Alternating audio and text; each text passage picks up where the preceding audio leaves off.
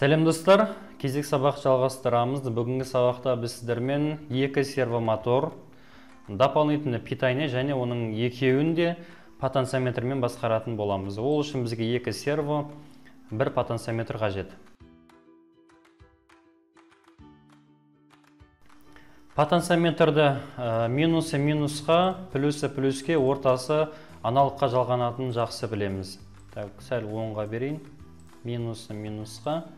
Оң жағымен прямой 5 вольтқа жалғаймын.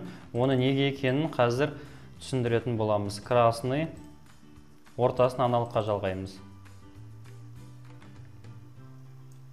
Ортасы А5-ке.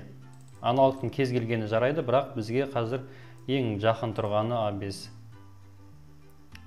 Желтый. Потенциометр аяқталды. Сервоприводтың минусын минусқа жалғаймыз. Минусын минусқа. Екіншісін минусын минусқа.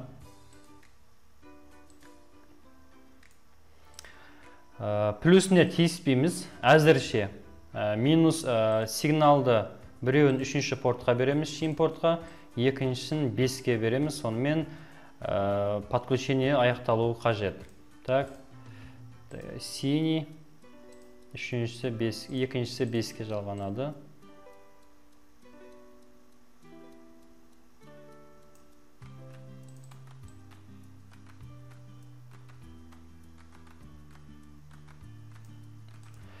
Фиолетовый. Бұл жерде плюске неге жалғамадық?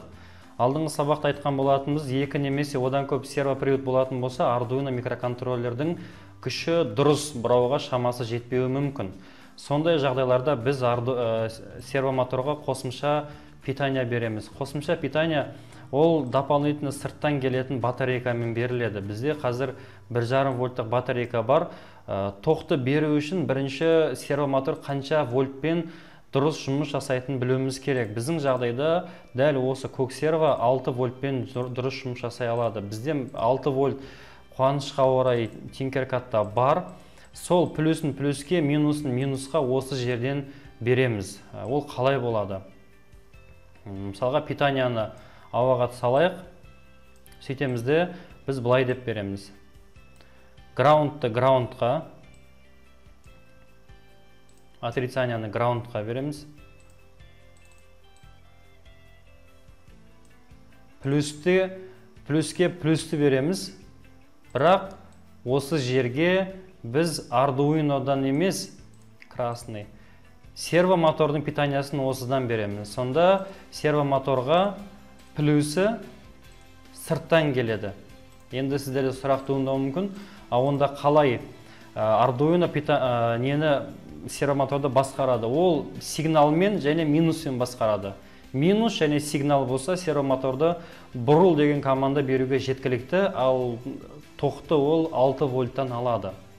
Және де общий бұл жерде минус бір-бірімен байланысып тұр. Батарейканың минусы да, Arduino'ның минусы, сервоприводтың минусы және потенциометрдің минусы общий байланысып тұр. Жалпы екі немесе одан да көп осындай үлкен сервоприводты басқаратын кезде осылай дополнительный тоқ берген дұрыс. Бермесе де қазір қимылдауы мүмкін, бірақ корректно дұрыс жұмыс жасамайды.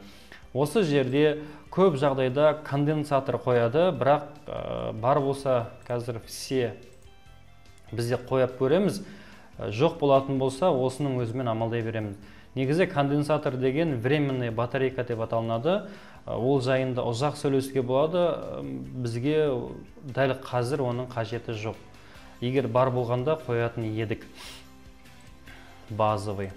Осымен негізгі подключениеміз аяқталды. Енді скетч жазамыз. Тағы да түсіндіріп кетейік.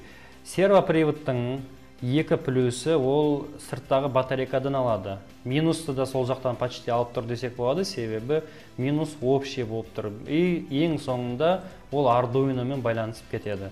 Ешқандай қиындық туғызбайды үміттенеміз, сіздер осыны қайталап көрсеңіздер болады. Код жазамыз, библиотеканы түсіреміз, серво H включить. Енді екі сервоға екі түрлі ат берем, Ctrl-C, так, удалить. Есік 1 өтір, есік 2. Екеуіне де атташ береміз. Ctrl-C, Ctrl-V, есік бір точка attach үшінші пинда тұр. Екіншісі есік 2 attach 5-ші пинда тұр. Подключение аяқталды.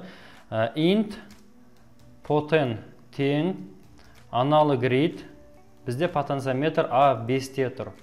Сөйтемізде потенциометрдің мәнін 180-ге қысқартамыз. Себебі бізде потенциометр минимумда 0-ге тең, максимумда 1023-ге тең еді. Сондай 1023-ге тең болмау үшін біз оны map дейтін код арқылы алдыңғы сабақтарда да айтқан болатынбыз. Қысқартамыз 180-ге, сонда потенциометр минимумда 0-ге, максимумда 180-ге тең болады. Poten 0-де 1023-те, 0-де 180-ге тең. Осымен потенциометрдің мәні шешілді. Енді бұлай дейміз. Есік бір точка write, оған poten дейміз. Үтірнікте есік 2 точка write, оған да poten дейміз. Сонда бір потенциометр мен 2 есік 2 сервоприводты басқара аламыз. Начать моделирование.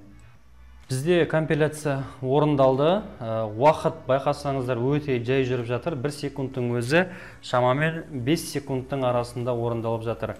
Яғни плавно бұрайтын болсақ, сервомотор плавно бізбен бірге бұралып жатыр. Қазір жіберетін болсақ, сервомоторда тоқтайды.